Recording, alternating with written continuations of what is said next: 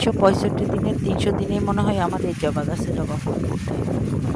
এই যে বৃষ্টির পানিতে ভিজে এই জবা ফুলটা আরো বেশি সুন্দর লাগতেছে, এত সুন্দর লাগতেছে বলার মতো না।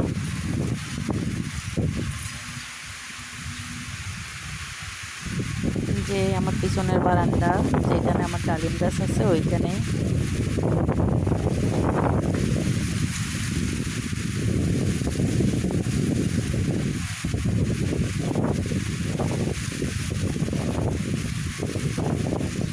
সকাল থেকে একটানা বৃষ্টি হচ্ছে, একদম কড়া করে একটা চা খেতে ইচ্ছে করতেছে, এর জন্য চলে আসলাম চা বানাতে।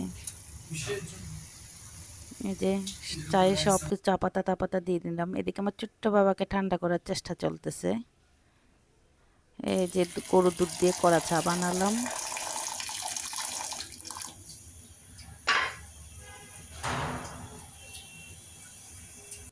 কাঁঠাল বিচির ভর্তা বানাবো, এর জন্য কাঁঠাল বিচি সিদ্ধ করে নিচ্ছি। কে কীভাবে কাঁঠাল বিচির ভর্তা বানায় জানি না, আমি এইভাবেই বানাই। এটাও খেতে অনেক মজাদার হয়। যেটা সিদ্ধ করে একটু পেঁয়াজ কুচি তেলে ভেজে একটা মরিচ গুঁড়ো করে নিয়ে লবণ দিয়ে ভালো করে মেখে নিচ্ছি, একটু সরষের তেলও দিয়েছিলাম।